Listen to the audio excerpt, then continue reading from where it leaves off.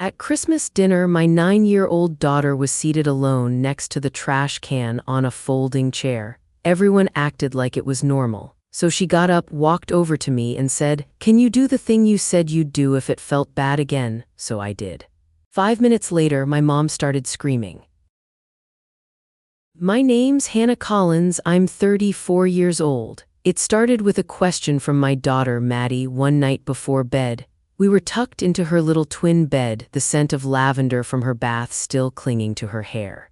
Her room was her sanctuary, walls painted a soft purple, a color she'd chosen herself last year. She was tracing the constellations on her glow-in-the-dark ceiling stickers when she spoke, her voice small. "Mom, do they even know my favorite color?" The question hung in the quiet room, heavier than 1,000 unspoken accusations.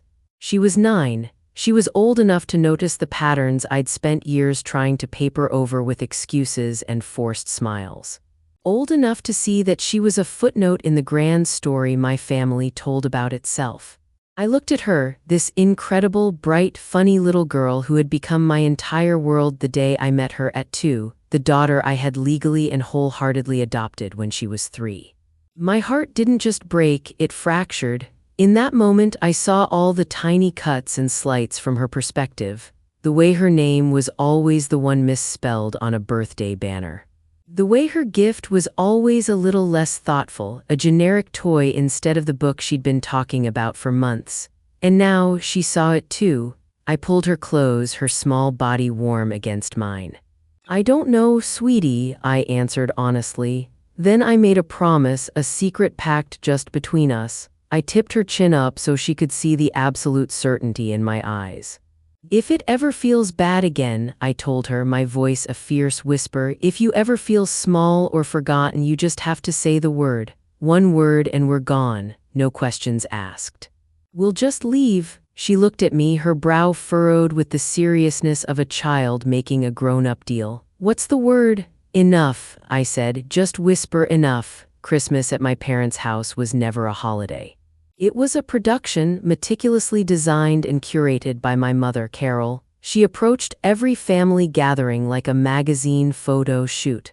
Every detail had to be perfect, not for us to enjoy, but for the pictures she would post online later.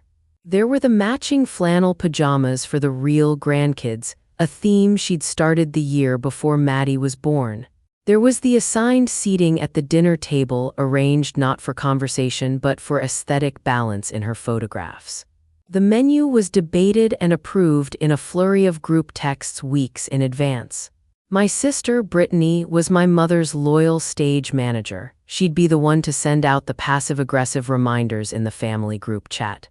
"Don't forget, everyone, we're wearing cream and gold this year for the photos." She kept score, noting who brought the best gift, who said the wrong thing, who wasn't smiling wide enough when the camera came out.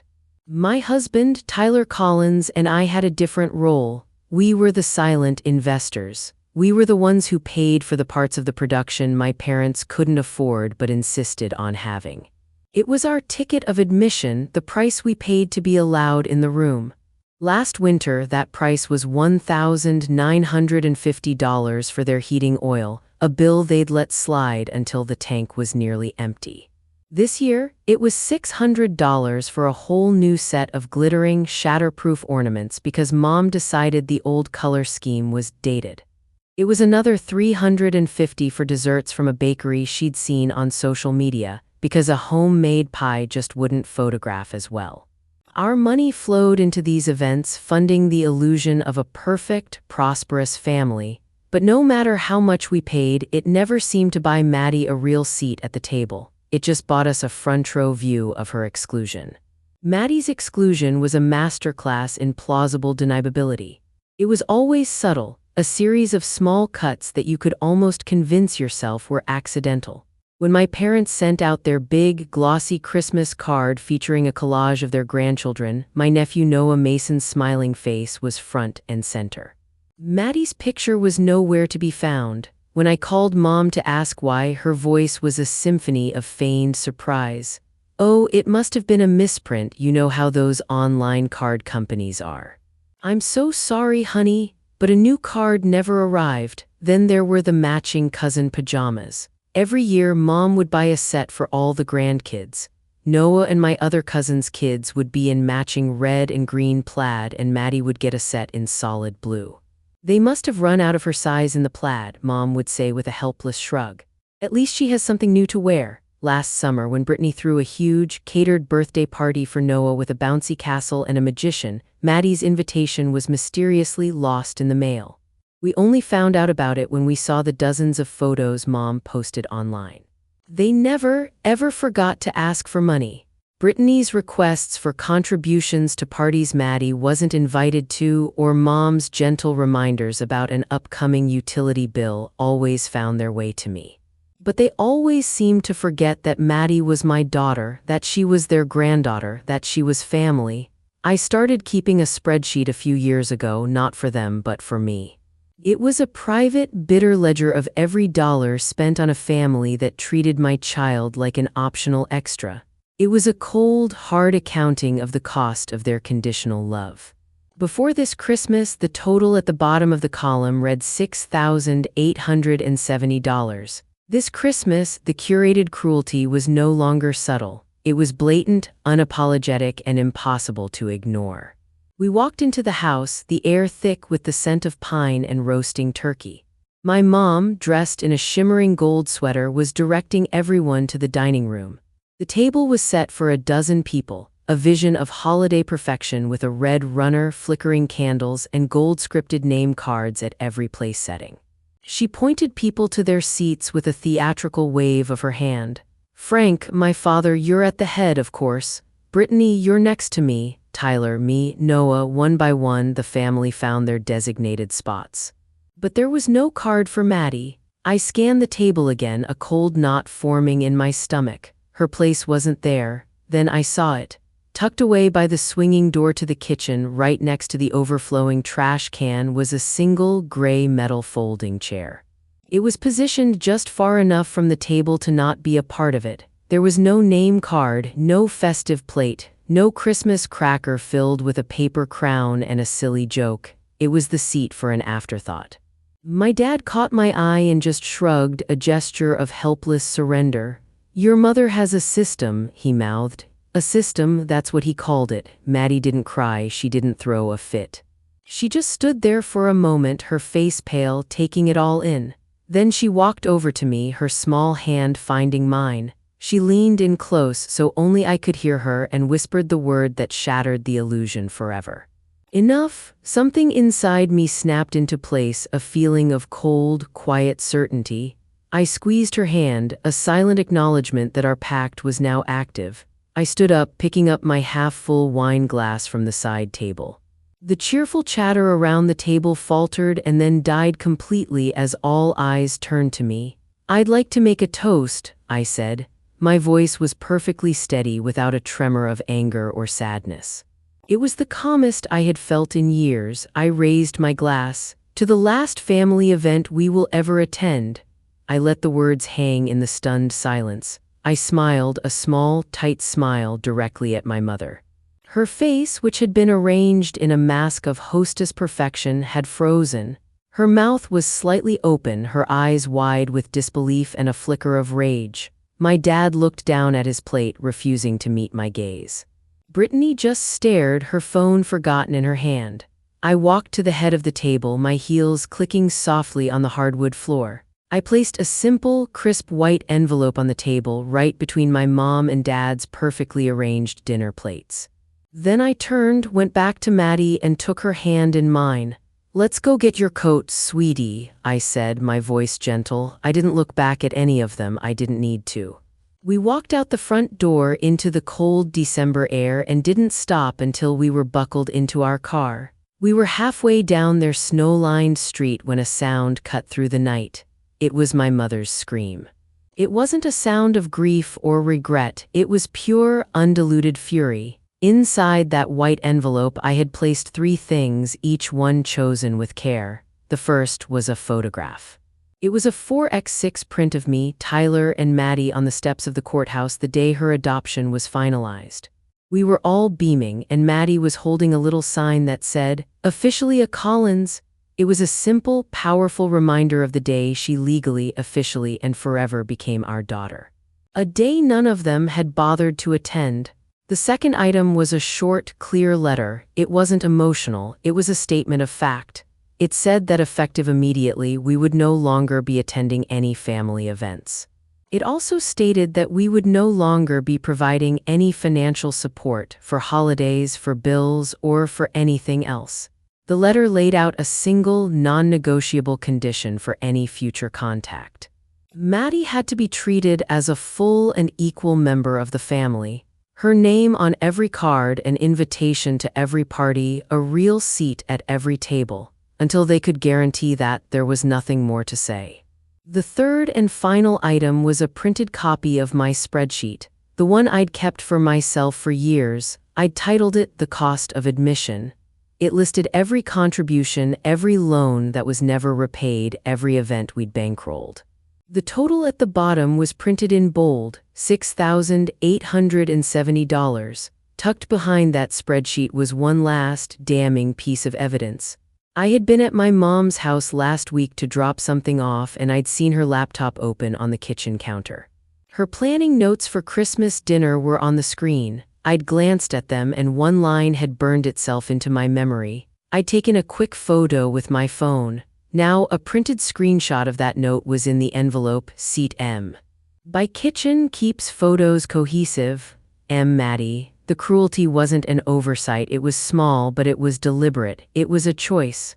For 3 days after Christmas, there was nothing but a wall of absolute silence. It was a strange, hollow feeling.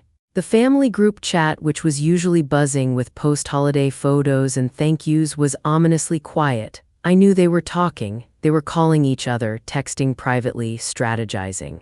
They just weren't talking to me. I hadn't blocked anyone yet. I wanted to see their first move. I knew they thought of this as a game, a power struggle I had initiated, and they were deciding on their opening play.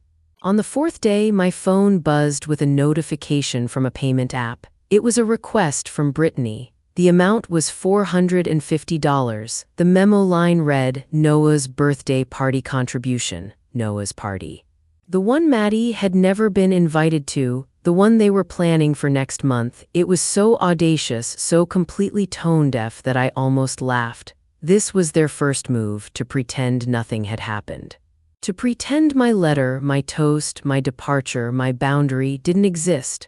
They were trying to pull me right back into my designated role as the family banker. They expected me to fall in line, to pay up, to let the whole Christmas incident be forgotten. I tapped on the notification, a feeling of icy resolve settling over me. I declined the request, and in the optional note field I typed a single 2-letter word, no. Their next tactic was predictable. If you can't control her, go around her. A day after I declined Brittany's request, my husband Tyler got an email. It was from my mom. The subject line was simply, Winter Help. The body of the email was written in her usual breezy, entitled tone.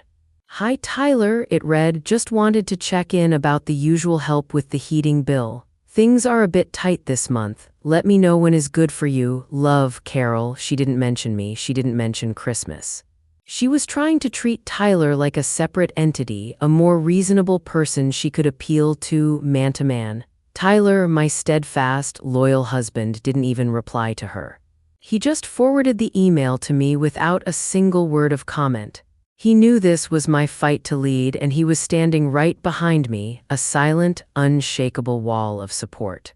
An hour after she sent that email, my own phone buzzed. It was a text from her. You're making a mountain out of a molehill, it said. This is tearing the family apart. There it was, the classic gaslighting. I wasn't the one who was hurt. I was the one causing the hurt. My reaction was the problem, not their action. They didn't see the cruelty of putting a child next to a trash can. They only saw me, their disobedient daughter, as the problem. A week later, a thick, glossy envelope arrived in our mailbox. It felt heavy and important. The address was written in my mother's perfect, looping cursive, but my name and Tyler's were conspicuously absent.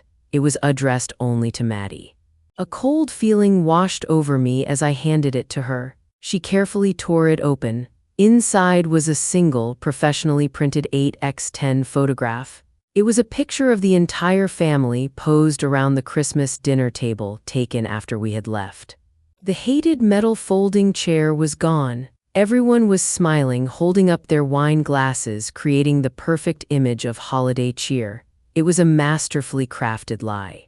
On the back of the photo, my mother had written a short, cloying message. "You will always be family, we miss you." There was no apology, no acknowledgement of what they had done to her. It wasn't an olive branch, it was a piece of propaganda. It was a direct message to a 9-year-old girl telling her that the perfect picture mattered more than her pain, that the family's image mattered more than her place within it. Maddie looked at the photo, her expression unreadable. She studied the smiling faces for a long moment, then she looked up at me and handed it back. "Can we put this in the recycling?" she asked, her voice clear and certain. I had never been more proud of her in my entire life. The doorbell rang on a Tuesday afternoon. I wasn't expecting anyone, and my heart gave a little jolt of anxiety. I peered through the peephole and my stomach dropped to the floor. It was my mother standing on our porch. She was holding a brightly colored gift bag, the kind filled with cheerful tissue paper, a prop to signal her good intentions. I hesitated, my hand hovering over the doorknob. Part of me wanted to just ignore it, to pretend we weren't home, but I knew she wouldn't give up that easily. I unlatched the deadbolt but left the security chain engaged. I opened the door just a crack, the chain pulling taut between the door and the frame. "Hannah, don't be ridiculous," she said immediately, her voice strained with a false cheerfulness that set my teeth on edge. "Open the door. I'm here to see my granddaughter." "You're not welcome here, Mom," I said. My voice was low and steady, betraying none of the frantic pounding in my chest. Her smile vanished, replaced by a hard, angry mask. "I have a right to see her," she snapped. "Don't be selfish, this isn't just about you." But it was never about Maddie, not really. This was about her losing control of the narrative, of the family, of me. This was an attempt to storm the castle, to prove that my boundaries were meaningless. Before I responded, I subtly pulled my phone from my pocket. My thumb found the voice recorder app and I quietly hit the record button. "You need to leave my property," I repeated, my voice flat and devoid of emotion, her face flushed with anger. "After all I've done for you, after we gave you everything," her voice was rising, becoming shrill. The friendly neighborhood grandma facade was crumbling with every word. "You put my daughter next to a garbage can," I stated, not as an accusation but as a simple, undeniable fact. She scoffed, a short, ugly sound. "It was a seating arrangement for a picture. You are so dramatic, you always have been. You're twisting this into something it's not." "I'm recording this, Mom," I said, holding the phone up just enough for her to see the screen. "This is a recording. I am telling you for a third time to leave my property now." Her eyes widened, and for the first time I saw a flicker of fear mixed in with her rage. The bravado faltered. The possibility of actual consequences, of proof of her behavior, had finally sunk in. "You wouldn't," she hissed, her voice dropping to a venomous whisper. "I would," I said calmly. "This is my home. You are not welcome in it." She stared at me for another long moment, her jaw tight. Then she turned on her heel, clutching her useless gift bag, and stomped back to her car. The recording was my first piece of real insurance. It was undeniable proof that my boundary had been clearly stated and that she had willfully chosen to ignore it. I saved the audio file to my phone, to my computer, and to a cloud drive. I foolishly thought the recording would be the end of her attempts to show up at my house. I was wrong. It was just the beginning of a new strategy. 2 days later, my phone lit up with a text from my sister, Brittany. It wasn't a message, but a screenshot of a text conversation between her and my mom. Mom's text, clearly sent to Brittany for the express purpose of being forwarded to me, read, "She threatened me. I just went over there to try and make peace and she recorded me. She's completely unstable. I'm so worried about her." Brittany's own text to me, typed below the screenshot, was dripping with accusation. "See what you're doing. You're destroying our mother. You need to stop this." My attempt to create a legal and personal boundary to protect myself had been expertly twisted into an act of aggression. They were building a narrative and they were disseminating it to anyone who would listen. In their story, I wasn't a mother protecting her child, I was an unhinged daughter attacking her loving, concerned family. I wasn't hurt, I was crazy. The problem, I realized with a sinking heart, wasn't just my mother's cruelty. It was the entire family system that rushed to enable, defend, and justify it. The stakes were getting sharper. This was no longer just about a disastrous Christmas dinner. It was about my sanity, my credibility, and my child's safety. Tyler was the one who saw him first. It was a Saturday morning and he was taking the recycling out. I was in the kitchen with Maddie helping her with a school project when Tyler came back inside, his face pale and grim. "Hannah," he said, his voice low and urgent, "stay here with Maddie." "Lock the door." I rushed to the front window, my heart hammering against my ribs.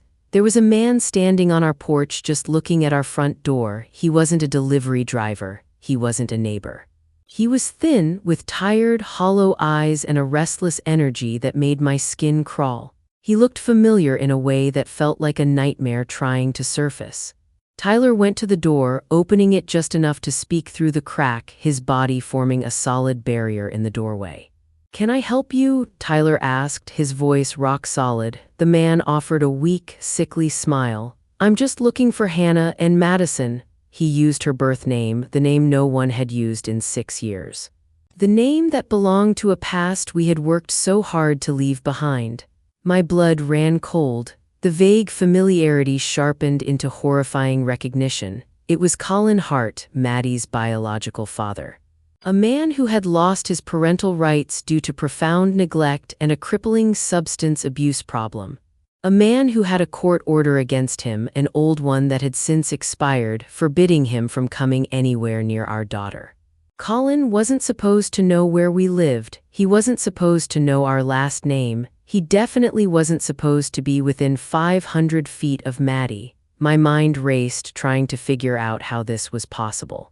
"You're not welcome here, Colin," Tyler said, his voice like stone. "Hey, no trouble," Colin said, holding up his shaky hands in a gesture of peace. "I just want to talk, see how she is." Her grandma said it would be okay. Her grandma. The two words hung in the air between them, an indictment and a confession all in one. My knees felt weak. I stepped forward away from the kitchen where Maddie was still working, blissfully unaware.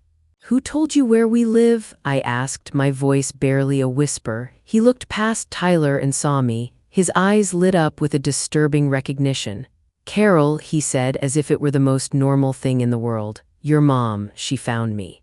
Said you were having a tough time, that you'd cut everyone off, thought maybe seeing her real family would help." He wasn't here for Maddie's well-being, he was a weapon. A piece of human dynamite my mother had found, lit and tossed onto our front porch just to see what would happen. He was here for money or access or some kind of leverage, and my mother had given him the map to our front door. Tyler told him to leave immediately or he'd call the police. Colin shuffled off the porch, muttering something under his breath about family needing to stick together. The moment the front door was closed and locked, the deadbolt thrown, I grabbed the phone and dialed 911. My hands were shaking so violently I could barely press the numbers, but when the dispatcher answered, my voice was eerily calm and clear. I explained who Colin Hart was. I told them about the history, the terminated parental rights, the old protective order. I told them he was just on our property, that he knew my daughter's name, that he had violated the spirit, if not the letter, of the law. And then I told them the most important part. He claims my mother, Carol Mason, gave him our address.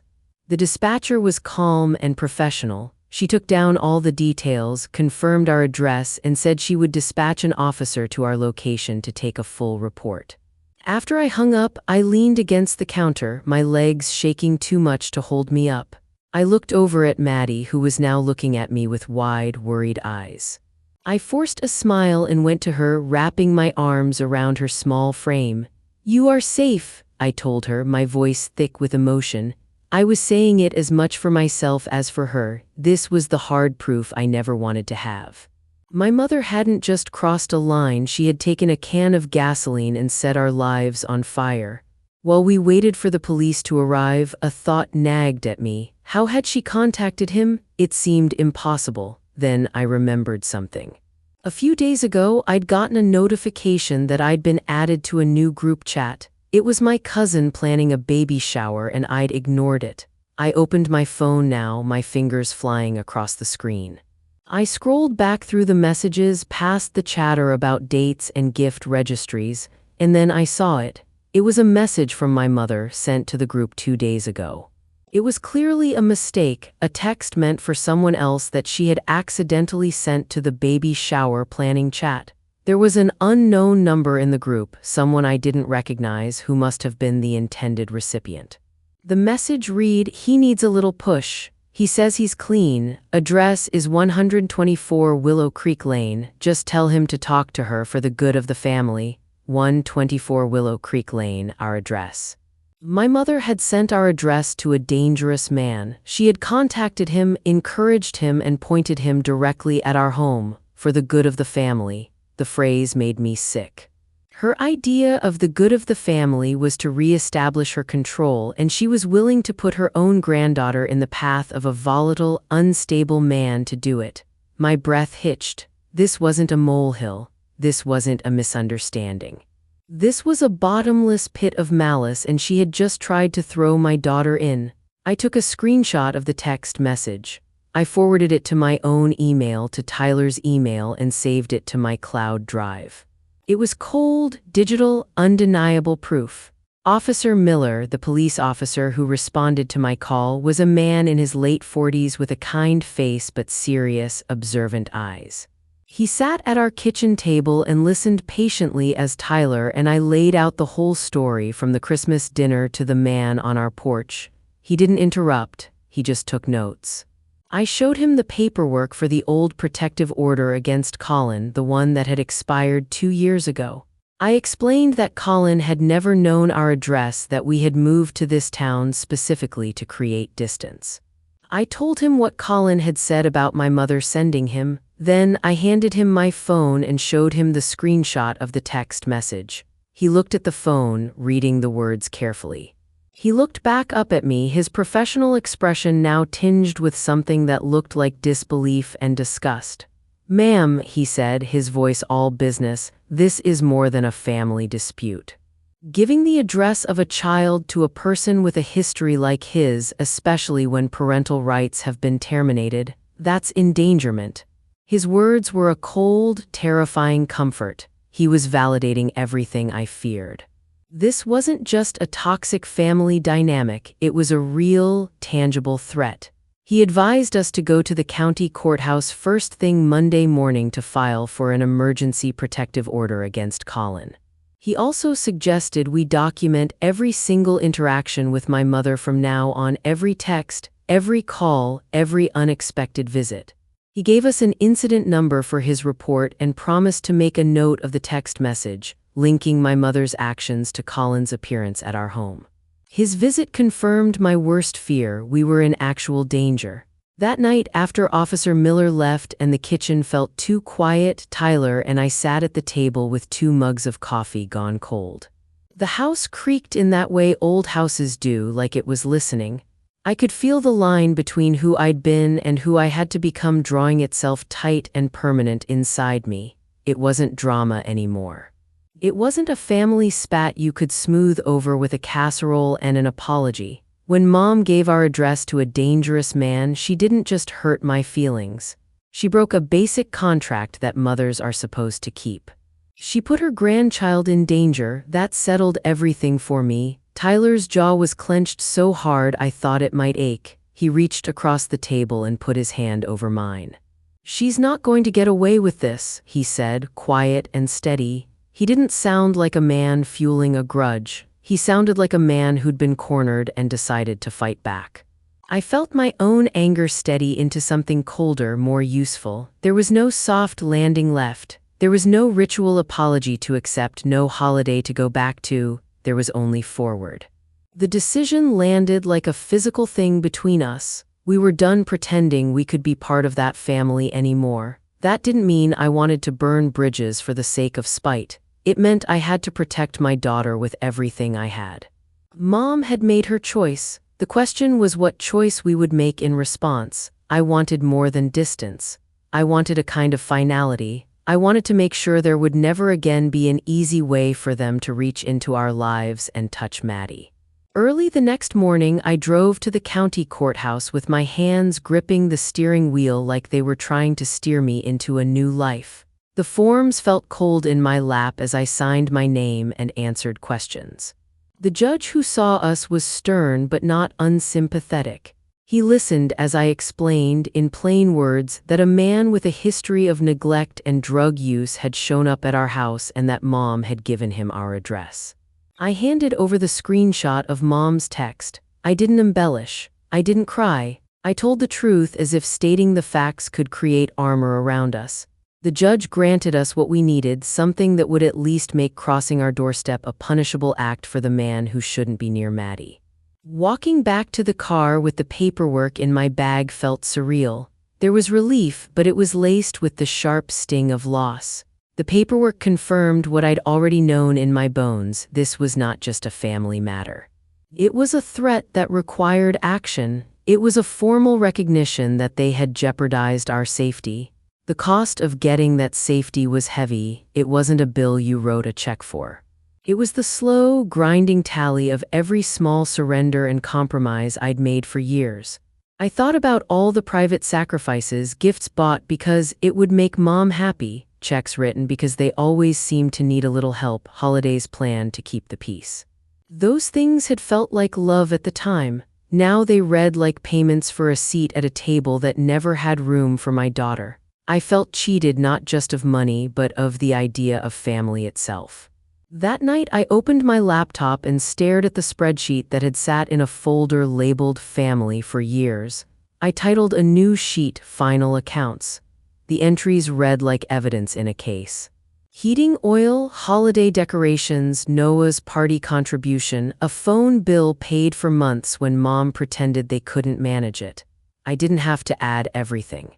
My memory did the work and the numbers blurred into a larger truth. We were funding the very people who had turned their back on our daughter. That realization made my stomach go cold. Tyler watched me as I started to remove the auto-pay settings from our bank accounts. He helped quiet clicks and confirmations, small acts that felt enormous. We decided to stop funding Mom and Dad's life as a precondition of being allowed near them. No more streaming subscriptions in their names, no more surprise deposits to help out when they were short. If they wanted help, they'd have to ask like any other adult. It wasn't cruel, it was practical. It was a boundary with teeth. Then I said the words I hadn't wanted to say because saying them made them real. We had to leave. Not just the town, not just the next holiday, but everything familiar. We couldn't hold on to the illusion that staying meant anything other than giving Mom the chance to hurt us again. I knew it would break our routine, our friendships, the place where my daughter had learned to ride her bike, where she had friends at school. I knew it would cost us money, time, and peace of mind. But the alternative, staying and waiting for the next escalation, was worse. Tyler put both hands on the keyboard and started searching for jobs in cities we'd never considered, places far enough that Mom couldn't just swing by when she felt like it. The plan felt enormous and terrifying and somehow right. I wanted the move to be more than escape. I wanted it to be a reset. If we were going to cut ties, we were going to do it cleanly and loudly enough that anyone who cared to ask would have the facts. Not because I wanted anyone's approval, but because I wanted to protect ourselves from revisionist histories.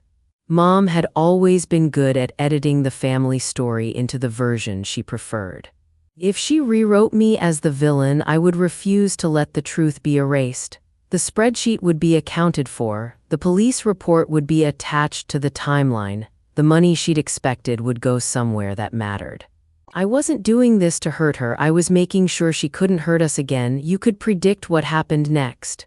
People who feel threatened don't usually pick up a phone and apologize. Mom didn't. Instead, she went to her other tool.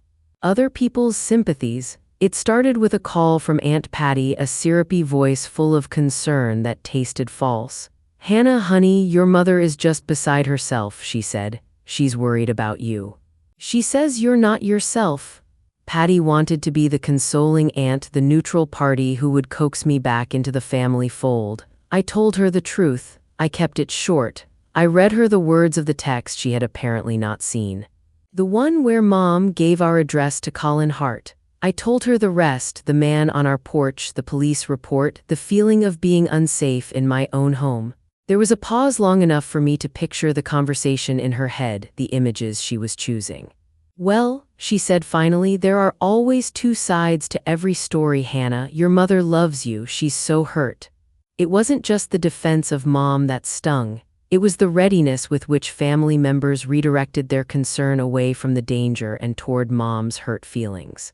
That hurt got more airtime than my child's safety. It was infuriating, but more than that, it was heartbreaking.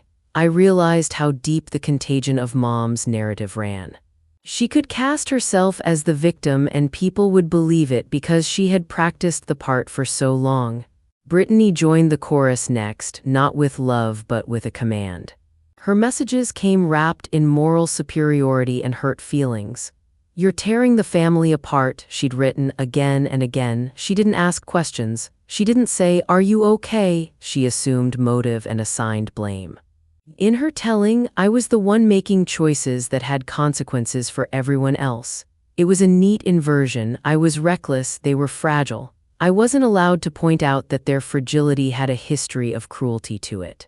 Then came Uncle Robert. I had always liked him. He was the one relative who'd seemed to notice the small injustices without excusing them. I called him because I wanted someone on our side, someone who could understand the difference between a petty slight and a hazardous act. I explained everything slowly, carefully, the way I'd done with Officer Miller. I told him about the folding chair, the envelope, Colin on our porch, the text message that proved Mom had given him our address. He listened, and when I paused for breath, he sighed. "Hannah," he said, and his voice was soft and tired, "you've got to understand how your mother sees things. She's got a hard time letting go. Can't you just apologize for making a scene? For keeping the peace a little, for your dad's sake?" "Apologize? For what?" "For protecting my child from a man who had no business knowing where we lived, for not letting my daughter sit next to the trash can. For not letting them treat her like an optional holiday accessory." The words lodged in my throat like gravel. I tried to explain, to make him see that this wasn't about pride or being dramatic. I explained that Mom had placed her own agenda over Maddie's safety and that giving in now wouldn't erase what had already been done.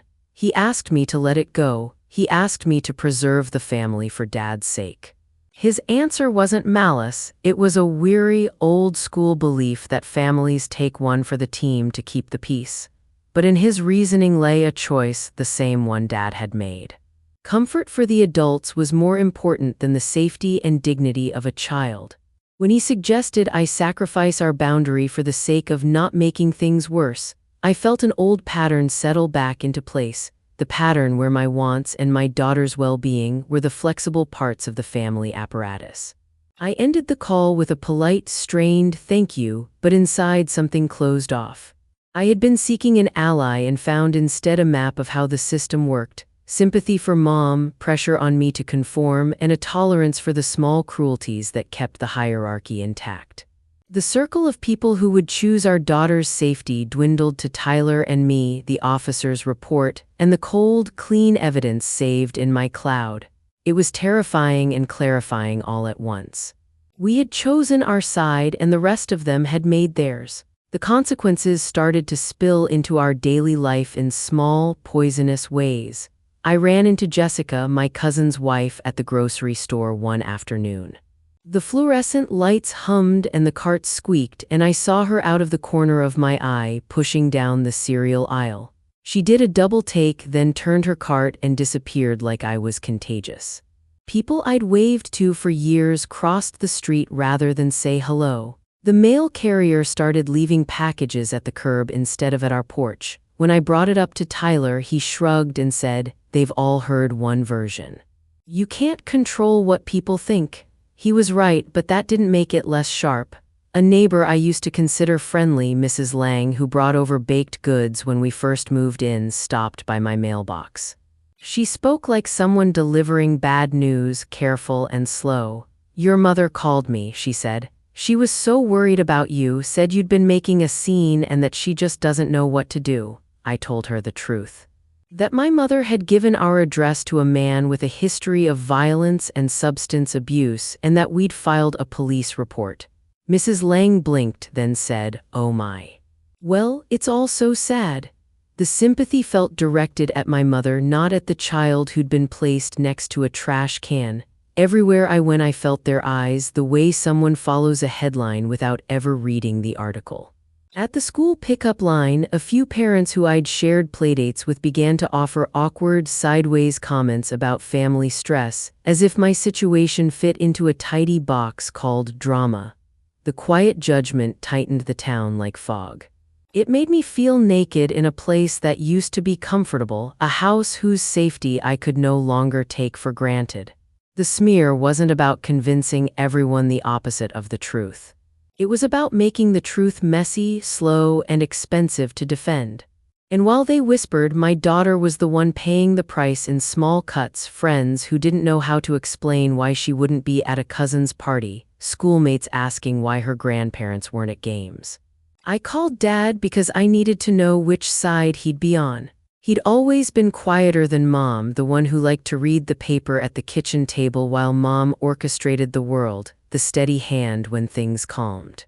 I wanted that steady hand now. His voice on the phone was softer than I'd expected, like someone who'd been nudged awake.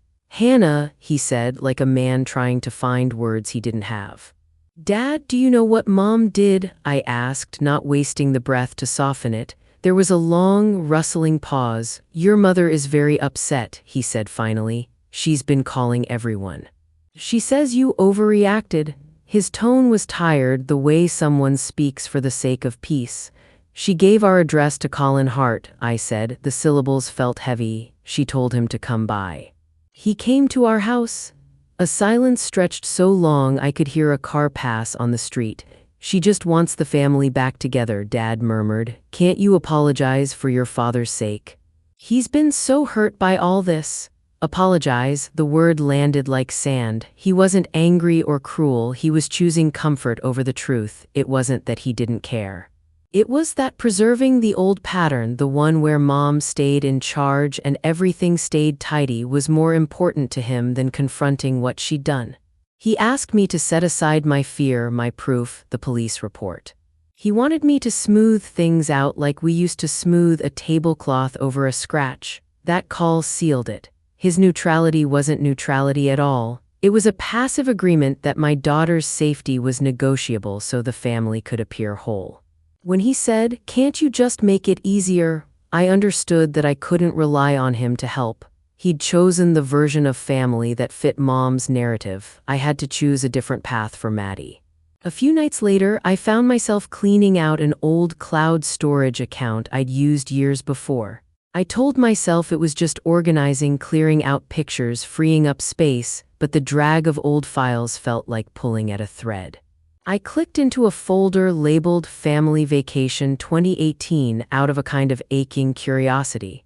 It had all the usual photos: sunburned noses, a crooked sandcastle, a bad selfie of me squinting into the sun.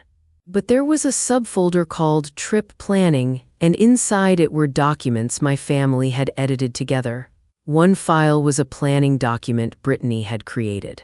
I opened it expecting an itinerary and instead found a thread of comments between her and Mom, small notes, nothing that at first glance seemed cruel. Then the tone sharpened. Mom wrote, "Don't sit next to me on the plane. I need a break from her negativity." Brittany replied with laughing acronyms. "I'll avoid acronyms. I know, right? And put Maddie's bed by the elevator. She can sleep through anything." The comments went on, page after page, little nudges about how to position people for photos, who would speak in the group toast, which kids would get the nicer ribbon for a costume contest. It wasn't wild accusations, it was meticulous social engineering. I felt like someone had peeled back a page from my family's playbook. The small cruelties were deliberate. The decisions about where people belonged at family events had been plotted and annotated. It wasn't merely that they forgot to include Maddie, they had arranged her to be less visible. Finding those comments was like discovering a map of the humiliation that had been carried out under the guise of tradition. It wasn't a one-time bad moment, it was a pattern, and patterns are hard to ignore. That realization made the threat feel bigger than one man on our porch. It wasn't just Mom's sharp moods or Brittany's jokes. It was a whole system that told us our place, kept us paying for the right to be in the frame while making sure our faces were smaller. Once I saw the map, everything else fit. The chair by the trash can, the missing photo, the strange generosity that always came with an invisible price. It was all part of the same architecture. And in the same week, all those small discoveries coalesced into the harsher truth. Mom's contact with Colin wasn't a desperation move that went too far. It was exactly the kind of maneuver she'd always made when she wanted to get her way. She'd used people, stories, and tools to shape a family that suited her. She'd found him and told him where to stand in the story. That knowledge landed like a weight in my gut. What I hadn't understood until then was how long she'd been building that power. The petty edits and the seating charts were the scaffolding for something larger, a hierarchy where she could tug on people like puppets. When I finally stepped away from the role she'd carved out for me, it threatened everything. Her response wasn't a moment of confusion, it was an attempt to reassert order. The man on our porch was just one of her tools, a dangerous one she thought she could wield without consequence. This wasn't about being dramatic or making a scene. It was about the fact that she had chosen her control over a child's safety. Once I saw that, the idea of trying to patch things up felt naive and dangerous. I couldn't let my daughter remain in that orbit. The pattern of exclusion, the private financing of their holidays, the way they cut Maddie out of the picture, all of it amounted to a long, slow campaign to keep us in our place. And now that I understood the system, I knew our safety depended on removing ourselves from it completely. The call from Maddie's school was like a hand grabbing my throat. Mrs. Davison's voice on the line was calm, which somehow made it worse. "Hannah, everything's fine, Maddie is safe in my office," she said. I sank into the kitchen chair, the wood hard under me. My heart was pounding so loud I could hear it in my ears. "A man was seen across the street during recess," she said. "A teacher recognized him from a photo in the paperwork you gave us, Colin Hart." The name seemed to follow me like a shadow. He'd been testing the edge of the protective order, standing where he could watch without stepping over the line he knew about. He didn't have to approach to make the point. He could look and wait and make us feel watched. It was the quietest kind of terror, the kind that settles into your bones. Mrs. Davison told me teachers had ushered kids inside and that the police had been notified. She sounded efficient. She sounded like someone who knew what to do. Her call was practical and precise, and I was grateful in a way that felt bitter and raw. When I hung up, the apartment felt the same but changed. The sunlight through the blinds seemed colder. Maddie came into the kitchen with a careful step, her hands clasped together like she was keeping something small and fragile. I pulled her into my lap and tried to breathe for both of us. "You are safe," I said. The sentence felt like a promise I had to make true. Tyler was already on the laptop, pulling up maps and job postings. There was no conversation, we both knew the unspoken truth. Paper orders and polite school calls wouldn't stop someone determined. The man had seen where we lived. He knew how to be near our daughter without breaking a rule that could send him back to jail. He could wait. We didn't sleep much that night. Every creak made me think someone was on the porch. Every distant car made me check windows. We drew a circle on a map, first 100 miles, then 120. The distance felt arbitrary and necessary, like picking a number to outrun fear. Tyler and I listed cities, looked up schools, measured commute times, and checked rental costs. I thought about my job, the clients I had built relationships with, the neighborhood where Maddie learned to ride her bike. I thought about the people who would ask questions and how to answer them. I thought about Mom and how she could make herself into the victim with one phone call. My hands shook as I closed the laptop. I could see the math in my head, security versus everything else, and it wasn't even a choice. The plan was ugly and brave in the same breath. Breaking our lease would cost money. Tyler might have to change jobs or take a long commute. We'd have to uproot Maddie from the few safe things left to her: friends, teachers, the school librarian who hid extra bookmarks in her desk. We had to move quickly before Mom could do something else, like hand our address to someone else, or worse, show up and pretend she was worried and ask to help us through this. The high-risk parts were a shock to the system. We had savings, but not an endless amount. We could do it if we were careful, if we were ruthless. I thought about what safety would feel like, knowing my daughter could play in a yard without scanning for strangers, going to bed without the image of a man across the street in my head. That was worth the cost. We began with the small, practical things. Tyler called his boss and asked about transferring to another office. It was an awkward, hopeful conversation. I sent emails to moving companies for quotes and started listing furniture items we could sell quickly. We calculated deposit amounts and looked for apartments that felt anonymous, no familiar porches, no neighbors who could report our comings and goings to Mom. I began to cancel automatic payments that tied our finances to Mom and Dad's life. It felt like amputating a limb, painful but necessary. Each click felt like drawing another line of defense. Packing up felt like folding a life into boxes too small for the memories. Every tape strip was a small, loud admission that we'd been bullied out of our home. I wrapped dishes, labeled boxes, and tried to make decisions about what stayed and what went to the donation pile. Maddie sat on her bedroom floor surrounded by toys, sorting them with the care of someone whose hands were learning to be decisive. She placed some in a pile to keep, some in a pile to give away. Her stuffed rabbit, Barnaby, she hugged tight and then set gently in the keep pile as if to mark it sacred. The house emptied faster than I thought it would. The living room looked strange with the couch gone and only the coffee table left like a small island. Tyler moved boxes into the truck with the focus of a man carrying both furniture and worry. His phone buzzed with potential job leads and interviews, and each time he answered, I watched him supply calm words that I didn't always feel. The bills arrived as usual, and each one felt like proof the world expected us to continue as if nothing had happened. We were liquidating a normal life to buy a hidden one. The financial hit was real. We had savings, but it wasn't endless. Breaking the lease meant a penalty, paying movers cost money, and the deposit on a new place required a chunk of cash. We sold things we liked: an old armchair that had belonged to my grandmother, a set of china with a pattern I loved, and each sale felt like a small mourning.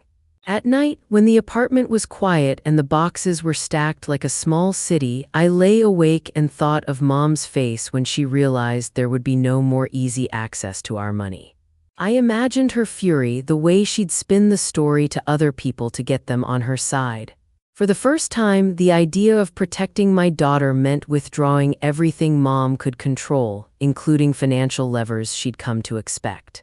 The last night before we left, the house felt like a stage cleared after a play. The ornaments were packed, the tree bare and leaning against the wall, lights coiled into a box. I sat on the floor by the front door and for a long time just listened to the quiet. The core wound I had carried since childhood throbbed in that silence, the old ache of being the child who had to be smaller so someone else could be bigger. I thought of the nights I'd smoothed out family rifts with casseroles and excuses, of the times I'd swallowed humiliation to keep peace. I realized something painful: my efforts to belong had never been reciprocated. Instead, they had been recorded, budgeted, and used to keep me in place. My mother's conditional love had been the shape of my life. It taught me to measure my worth by what I would endure. Every favor I did, every check I wrote, every time I bit my tongue had been a deposit in an account I didn't own. The betrayal felt like a final accounting. When I stood up, it wasn't in anger so much as in exhaustion and protective clarity. I had been the one who always forgave in order to keep the peace. Now, forgiveness felt dangerous. It would simply open the door for the next assault. The little girl inside me who used to make herself smaller to fit beneath Mom's temper was tired. The woman I had become was tired in a different way, ready to fight for the child she loved. Tyler found me on the floor, knees pulled to my chest, and sat down beside me without a word. He wrapped his arms around me in a silence that held more than comfort, it held resolve. "We're not running from them," he said after a while, his voice low and patient. "We're running toward something else." The sentence settled into me like a promise. He was right, leaving wasn't surrender. It was a decision to build our own life on terms we could control. There was a fragile, tidy possibility in that thought, the idea that we could choose who belonged at our table and what the table would look like. It was a small, stubborn light. I pictured a dinner where Maddie's name would be in the center of a place card, not tucked away or missing. I pictured a place where people were chosen for kindness, not for how convenient they were to someone's image. We held onto that fragile possibility as we closed the door for the last time. The boxes crinkled like the sound of an old story folding shut. Maddie looked back once, touching the doorframe as if saying goodbye to a ghost. Then she climbed into the car, her face set with a brave determination that made me love her even more. As we pulled away, Tyler drove slow, giving me a last look at the house that had held so many versions of us. The road ahead was uncertain, but it was ours. I felt the grief and the promise braided together in my chest, heavy and steady. We were leaving a war behind and moving toward the small hope we could make for ourselves, a hope built of safety, dignity, and a table where no one would ever sit Maddie next to the trash can again.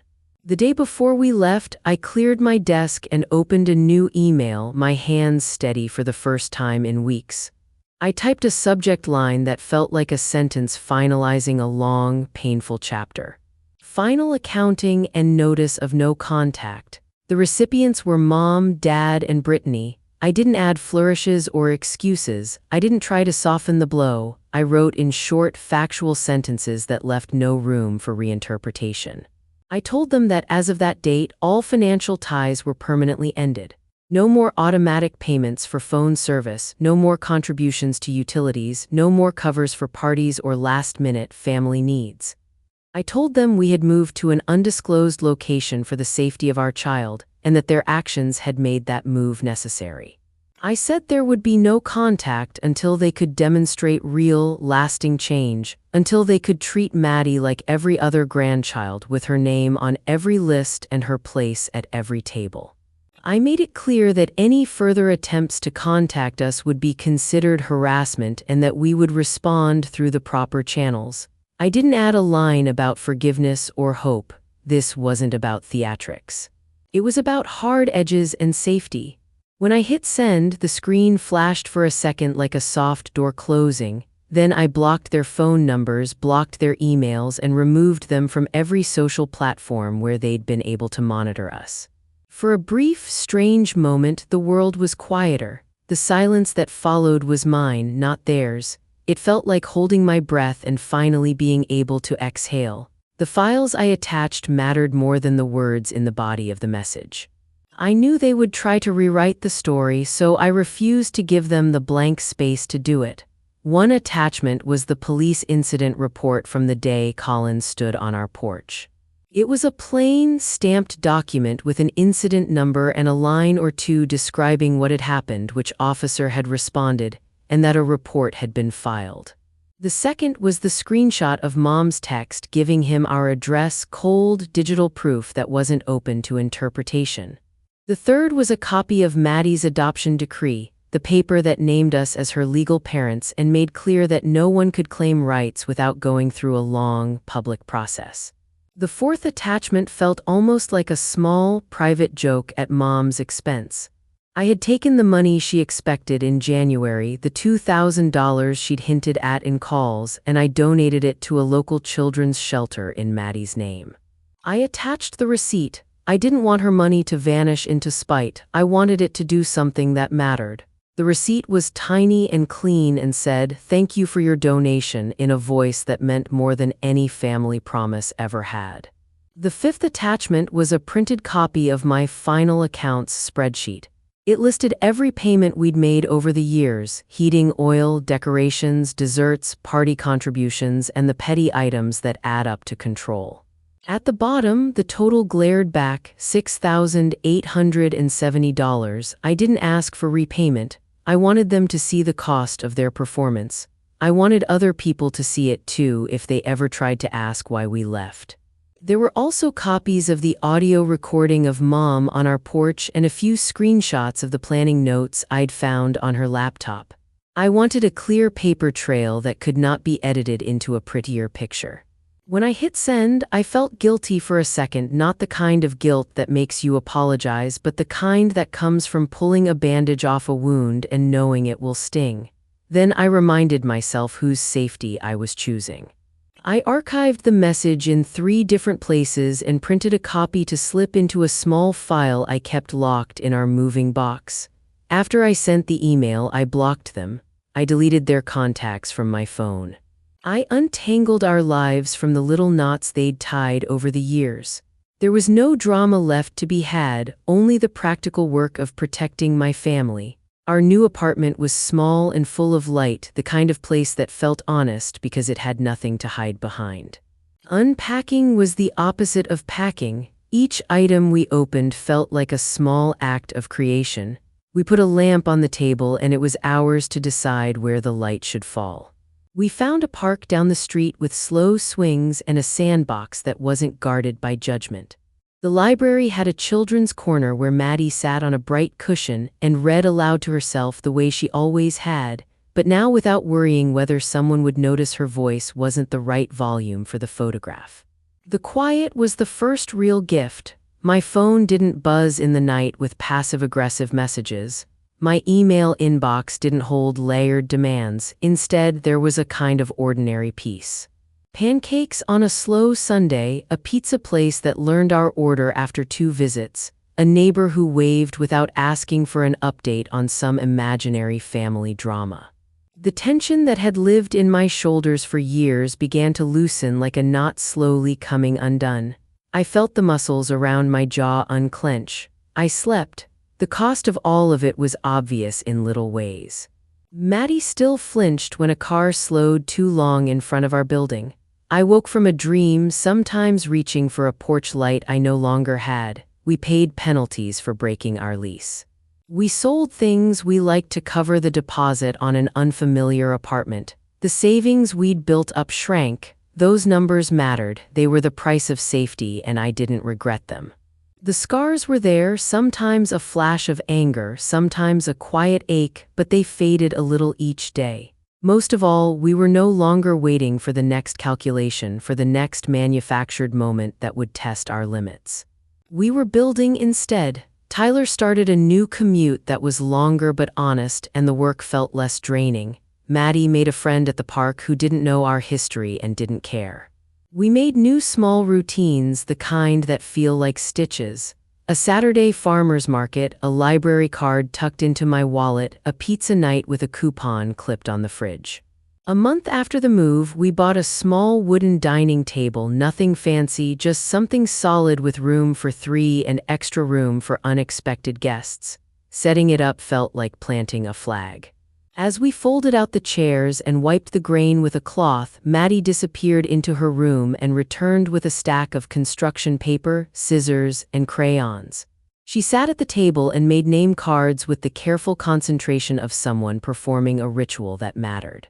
One for Mommy, one for Daddy, one for Barnaby, her stuffed rabbit, and one for herself. Her handwriting was tight and determined, the letters slightly uneven in the way children's letters are, full of personality. She wrote Maddie and then, after a small frown of concentration, wrote it again, centered the second time with the letters spaced like a proud sentence. She placed her name card squarely in the middle of her place setting. I watched her do it, and for a moment the room swelled with a tenderness that had nothing to do with anyone who'd ever sat at any table before. That small, deliberate act said more than any family toast ever had. It was a reclaiming in miniature. Here, at this new table, no one would decide where she belonged. Here, she was the center. Here, no one would ever make room for a photograph again at the expense of a child's dignity. If hearing our story mattered to you, maybe it means something. Family isn't always about blood, it's about who shows up to protect you. If you have a story of choosing your peace, share it in the comments. And if you'd like more stories like this, please subscribe. Your support helps these stories find the people who need them.